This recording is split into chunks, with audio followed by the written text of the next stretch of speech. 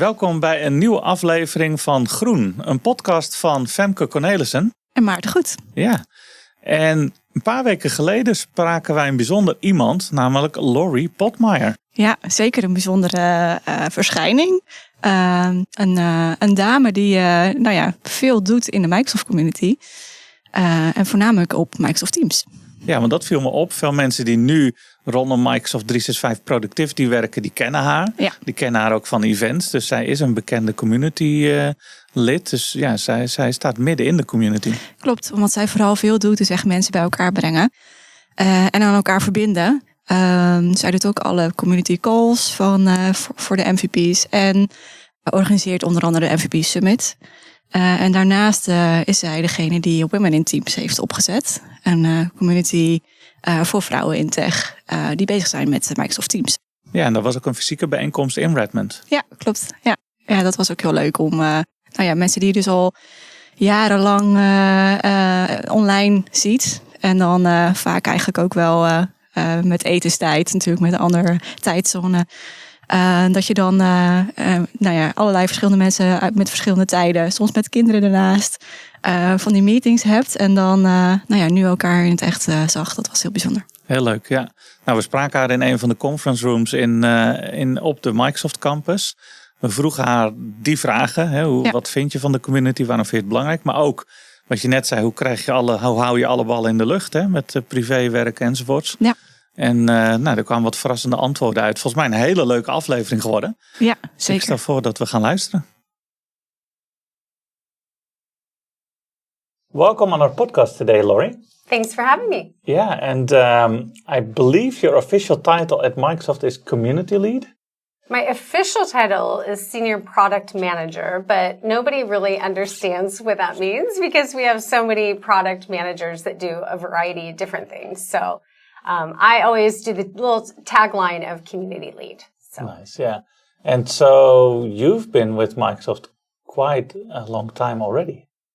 I have. I think this is my 18th year. I try to do the math by looking at what I was doing at that time in my life. And so I know my kids. I had my first child in 2006. And so it was well before that. But yeah, it's been a while. It's been a while. Cool. And before that, I think you were in event management? Oh, yeah. I had kind of a crazy... kind of a crazy trip coming to Microsoft. So in college, we were forced to do an internship prior to graduating, and I did event management. I got my degree in communications and thought I was going to go into public relations or marketing. And so I worked my junior year in college doing large-scale events, and I used to travel around North America producing these large events. And so I did that for a few years prior to going to Microsoft. And in the early 2000s, very early 2000s, the market crashed, if you remember. .com bubble. Yeah, it was a little rough. And nobody could sponsor events. And so we really struggled. The industry struggled during that time. And so I actually got laid off. And, people always say sometimes when that happens and when you go through a challenge in your life, it leads to another door that's open, that's even better. And I really, truly believe that's what happened with me at Microsoft. I was able to start as a contractor at Microsoft doing online virtual events with live meeting 100 years ago. You can remember that. Years ago. It's a technology that never went away forever and ever. But I loved doing that because it was my experience doing events, but translating that into technology. I was very, very intimidated. I don't have a computer science degree. I was not, at that time, computers were still fairly new. We were using them in the business world as just, normal day-to-day email and, Word docs and that sort of thing. At least, that's what I was doing. So I was a very basic user. And so when I learned of the opportunity to go to Microsoft to do this new job, I was very intimidated by the technology. But I learned once I got there that, wow, these experiences and, knowledge that I learned doing events really did translate into the same job using the technology. And so I loved it because I was learning new things, but learning on the job. And yeah, it's been a wild ride. Right. I saw some, when I'm walking right here in Redmond, I saw like award things in the window. Did you also have that kind of thing? Right. Do you call it award? The crystals? Yes. We get those for different years, marks. And so, yes, I have a collection of crystals. They are getting bigger. Yes. I can't wait. I think there's another one coming at 20 years. So I got my 15 and I think there's one at 20. So yes, lots of crystal. Cool. And you said it's an interesting remark about feeling that barrier, like because you don't have a computer science degree. Mm-hmm. Do you think that holds true for today, that people feel intimidated by if they want to get into the tech industry? Is that something you think is still true today, or with all these new technologies, AI, or just courses availability to everyone, that there's an easier step or maybe less of a barrier that they might feel? I've experienced a couple things through talking with people through Women in Teams community, but also kids, going in and speaking with university kids or high school kids about, their thoughts around going into tech. And I've learned some interesting things. I think a lot of kids are like me, or young adults are like me. When I was that age, I thought, oh, that's not for me. Tech is not for me. I'm not technical. I'm not interested in coding. I would never go into tech. That's just not something I aspired to do. It didn't interest me. And then there are other people that go into tech and, think they want to go in that direction and want to get a computer science degree. And I'm talking about females specifically who have had the experience of going in and being just totally overwhelmed because they don't have their peers or as many of their peers around them, other women, other girls, and just get intimidated by who they're around and kind of the vibe, I guess, for lack of a better term. It's intimidating, I think. So I think that there are people that go down that road and then decide that they're not cut out for it because it's too much or too hard or not their people. And then you have the other side of the people that don't think they want to go into tech because it's not their thing. But in reality, there's a huge spectrum of things that you can do in tech. And so I always try to tell people if they don't think that tech is where they want to go, well, maybe you don't want to be somebody that codes, but there's a lot of things that you can do. There's also a lot of tech companies that need a lot of non-tech roles. So, thinking, do I want to, what do I want to do every day? Versus, what field do I want to go into? There's a lot of opportunities in tech that, you may want to get into. But then, like me, I'm learning, but I'm not in a, day-to-day coding, deeply technical role. But I have to know a lot about the technology. And I was thinking about it this week, when I was, working with a lot of people this week on a lot of different topics and having to know a little bit about a lot of different topics to be able to speak to the language, to know the questions to ask, to know the people to talk to and the connections to make. And sometimes I would ask people that were even my superiors, if I didn't know something, what is this? And they would say, I don't know. And I even knew a little bit more than they did, whether it was something about a feature or another technology. And I was thinking, wow, I actually do have to know quite a bit about a lot of things, but I don't go super deep. And so it takes all kinds of people, right? It doesn't have to be something that's very, very technical. It doesn't have to be something that's, where you're working with people. You can choose what level, you kind of want to get into. And I think for me, it's been a really good balance of learning and getting more technical knowledge on the job, but also being able to use my just people skills and communication skills and having that balance. I don't know if that answered your question. I went on a little tangent there. Yeah. Sounds great. And you saying at LinkedIn that you have the greatest job in the world. Why is that? I wrote that so long ago, and I still believe it. It's still true. Yeah, it's still true. I actually wrote that when I had to do my profile for the Microsoft tech community.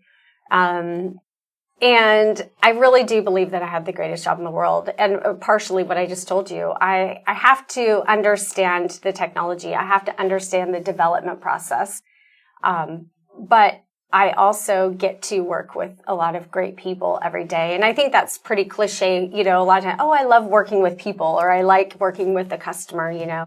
But I really, truly do. I think I would be very bored if I had to sit down and just stare at a computer all day and not talk with people. And that's the favorite part of my job is just being able to understand a problem that somebody has, whether that's, you know, an MVP or somebody in the tech community, or you know, a user that's complaining about something on Twitter, and thinking, okay, what's the best way to help this person, whether that's making a connection with somebody on our engineering team that can, you know, verify that it's a bug, or, you know, help troubleshoot, or whether it's a problem within their organization that they're trying to solve through technology. And, you know, wow, that's a really interesting scenario. How can we create a feature or improve our product to meet that, and being able to make those connections. And I just love that. And, you know, this week being at MVP Summit was so cool because I had a lot of opportunities to do that.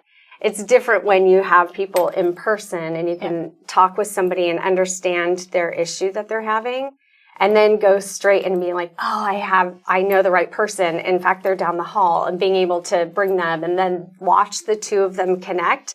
And even though at some point I have no idea what they're talking about because they're going really deep into an issue, it's like, yes, I made the connection, you know, it's like the right person. So, yeah. You build the bridge. Yeah, exactly. And so you said this week the MVP Summit is back. I think we're all very excited the fact that we're connecting in person again. But you're involved quite deeply in the MVP program or communities in general. Why is that important? Like, we just talked about building bridges, but why is community important? Why are you involved with the MVP program and communities? Well, that's a big question.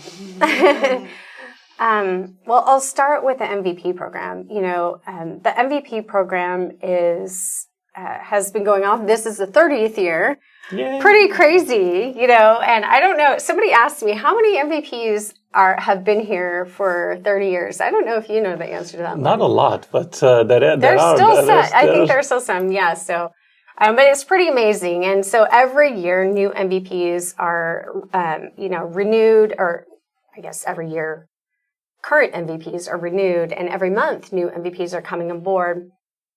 And MVPs are significant to the Microsoft Teams product group because MVPs are experts in our technology.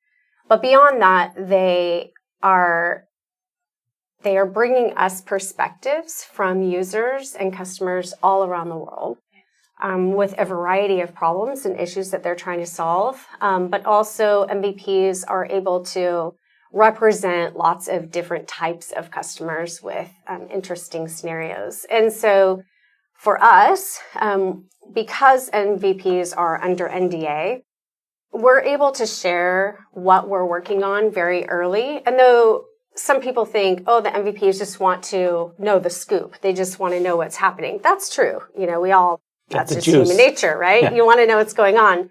But the important thing is that, and what I share with our PM teams is that, yes, the MVPs want to know what's going on, but the important thing is that the MVPs want to know that because they're trying to think through how their customers are going to respond, or how do they want to prepare their customers for potential changes? And what do they need to do to help people prepare for the bigger picture of strategically what we're doing? You know, when you look at things like, the world of AI, some of these big things that are really transforming the way that they work, that everybody works, for you all, for MVPs to understand, what is Microsoft doing and be able to weigh in on those things is huge. And so for us as a product group, the blogs and the speaking to people and, going to community events and, you really are an arm for us to be able to get the word out about what we're doing. But I think more importantly, it's you bringing your knowledge and perspectives in and being able to give us information that we need to make very important decisions. And so this week is all about us sharing what we're working on. But ultimately, it's about getting your response to that and then helping you make decisions alongside us. So I think, probably both of you and other MVPs probably experienced some instances this week where PMs came and they had important decisions to make. We're going to go down this road A or this road B, and what are the pros and cons, and what do you think? And I heard some stories about different rooms where people were very divided and, MVPs thinking, this is the right way or that's the right way. And, those conversations are so very valuable to us to hear. And that's not something that we can get from the general public on a regular basis, right? Because you're under NDA, we're able to share those things and have those private, very early conversations. And so we find these conversations extremely, extremely valuable. And that goes beyond MVPs. To your second part of your question is, why is community valuable? Same thing. It's, we can create features. We can create our product in a box. We can create it how Microsoft should be using it. But we all know that that's not reality.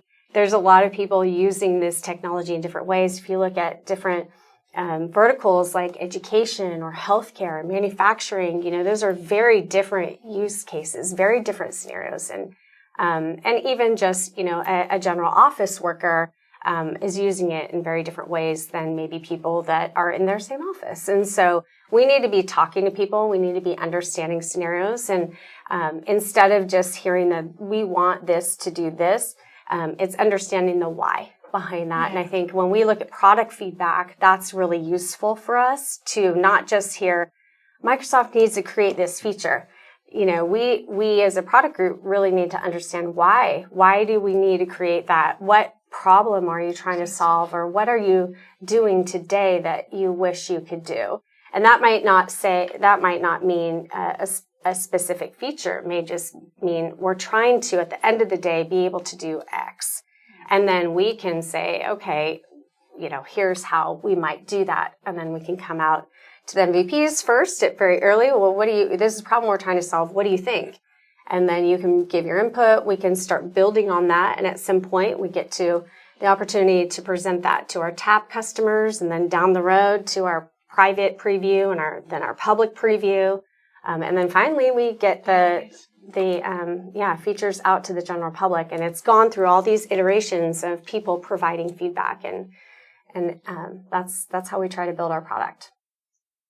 And I think the thing I've experienced, and I'm not sure about you, Femke, but there is already this level of trust when you're an MVP. So the conversation not only governed by an NDA alone, but very much about the fact that both parties get something out of it and trust each other, or not spreading the news, and I think that's so. Like minute one, you can get into a conversation very deeply or very passionately without trying to solve can we talk about this, or no. I think the whole MVP summit is a different dynamic, talking about everything that's going on. Yeah, it's true.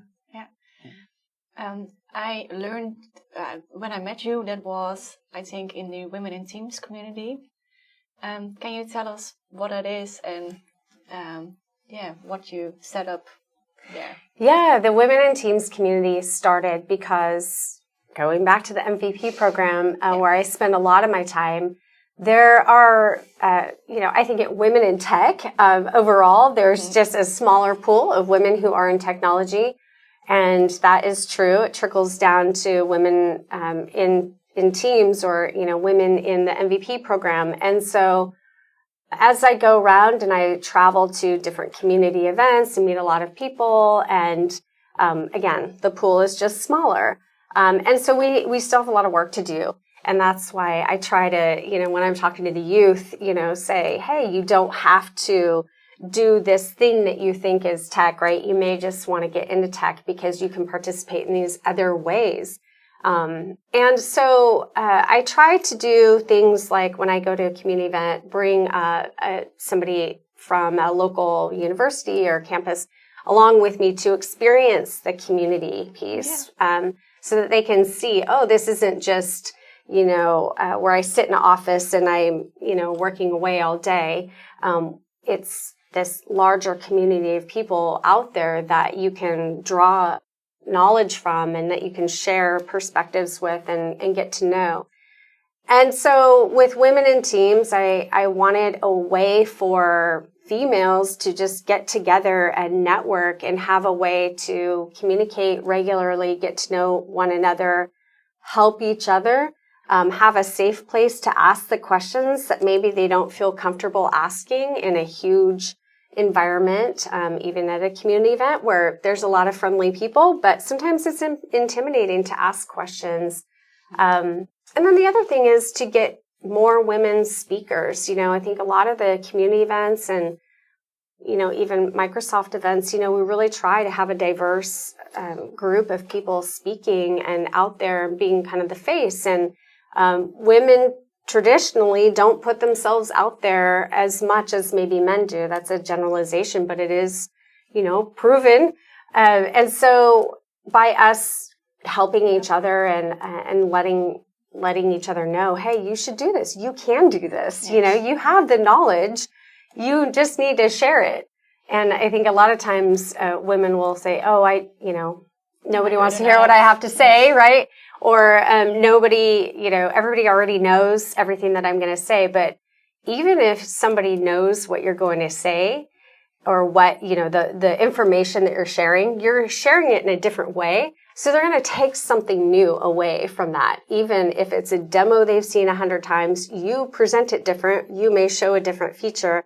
It's new to them. They're learning something. So just kind of giving people confidence that they can speak. They have the knowledge, or, meeting other people that may have, maybe in their region where they can get to know them and come together. And then for the MVP program to facilitate a place where, there's these, 500 women who are interested in teams. Why aren't more of them MVPs? They have all this knowledge about our technology, not just Teams, but, M365 and beyond. So it's gotten us together, I think. And you meet people on that virtual call, and then you get to know them when you see them in person. And it has brought people together and built relationships. And I'm looking forward to this next year to see what happens with it. And hopefully we can get some more female MVPs nominated and get people out there talking more. So I've seen it already a little bit from what you've put together. So yes, it's exciting to see. It's a great community over there. It's a great teams environment. It's good that you're doing that. Yeah, thank you for that. Yeah, and so it is a lot, though. Like you told about the things you do for the MVP community, community in general, Microsoft Tech community, your job as a PM, you're a mother, lots of travel now, even to here at the MVP Summit, and you're an inspiration for many. How do you keep work-life balance, or all the dishes in the air? Or So this is a question that people ask me all the time. I think people ask me this question every time, honestly, and I don't have an answer to that. I don't. I'm just going to be honest. I don't. I'm like everybody else. I have a million balls in the air, and I don't have it all together. And I do drop things all the time. And I hate it. It doesn't make me feel good. And there are things that I do to try to keep it all together, we all do, but I don't. I haven't perfected it. So that is probably not the answer that you wanted to hear. You probably wanted something very put together. But that's the honest answer. I don't have it all together. I do try this during COVID. Something that was really useful for me was to build an office in my backyard. I had an existing shed that was used for yard tools and things, and it had been there for years and years. And I tore it down, or I didn't personally, but I had it torn down and we rebuilt it. And now it's my office out there. And I will tell you that has significantly helped my work-life balance in that my work is not sitting in front of me. And, you know, I've worked from home for, I don't know, probably 8 or 9 years now. And so I wasn't going into an office, but even pre-COVID, I was at home. So I would just see my office there while I was trying to watch TV or hang out with my kids or have dinner. I could see it. And that really bothered me. And I would constantly go back and work, you know, too many hours and then be tired the next day. And it was draining. And I will tell you that by having my office outside where I actually have to close the door and walk inside, that has helped. And sometimes accidentally, right? Like I'll be done, go pick up my kids from school, or my daughter, I guess now my son can drive himself, but I'll go and pick up my daughter at 4:00 and then I just don't go back. You know, I have every intent to, but so it's kind of created that space for me accidentally, but it's been that little thing has been useful. Well, I think many are struggling. I think it's there's not a perfect answer, so we can totally relate, I guess, to what you're saying. And the pandemic really did make that we had to rethink how we're doing this hybrid world. Yeah. And I think it's a wonderful example on how you're doing the closed off space to make it very deliberate to work or to spend time in the family. Yeah, love it. Yeah. Is it time for the envelopes already? I think it's time for the envelopes. Time for the envelopes. Oh. They're all English. Ah, good. I feel like this is an award. You I can don't pick know. one. Maybe award. Yeah. And it's a random question, so it's not something we know. Who are these written by? Both. By you too? Okay. Yeah. Okay. So it could be anything. It could be funny. It could be. Okay. You can read it out loud and then answer it. Okay. What is your favorite mode of transportation? Walking, e-scooter, bicycling, bus, train, or car? Or anything else for that matter. Oh. Okay, well, it's not on here. I'm going to say airplane because that means that I'm going somewhere. And yes, you know, I think I haven't traveled enough for pleasure. And that is something, you know, Microsoft started this new initiative this year of unlimited vacation time. And I was like, oh, that sounds great. You know, and that's so exciting. Like, oh, we get this unlimited vacation time. And then I looked back at how much unused vacation time that I had and that I was constantly losing. And it was frankly depressing. And so one of the things that I want to do is just start going more places. There's so many places in the world I want to explore. And I'm lucky in that I've gotten to go a handful of places for work and extend those trips and go new places. But it's really a goal of mine to spend more time on an airplane doing fun things. You want to go to Amsterdam, right? Of course I want to go to Amsterdam again. Yes, absolutely. In fact, my kids do too. So hopefully I'll make it. And the cool thing is I could fly you because I've got my pilot's license, so we'll take you on an airplane. Oh, okay. Come over, Okay, I am in. Co-pilot. Yes, co-pilot. There you go. But the cool thing is, like, communities are everywhere. So wherever you'll travel, you'll have both, like, your fun stuff you could do, but also people involved deeply in communities. So, you know, that is one of, I think, my very favorite things about community and the role that I have is that I literally feel like I could go any region in the world and there's somebody there that I could call up or, you know, ping on Teams or whatever and ask them, you know, where should I go for dinner? Or where should I stay? Or what part of the town is safe? You know, and usually those people will say, let's meet up, you know, and that's a really just super cool thing to be able to do. Yeah. I love this. It really is the best community. And going back to why I said I have the best job in the world, I really do love it. I love connecting people and learning things every single day. Sounds great, right? The best job you in the world. The best job in the world you have. Great. Thank you for your time. Thank you so much for having me. It's nice to actually sit down and talk with you. It's been such a crazy week. So thank you for taking the time to talk to me too. Thank you.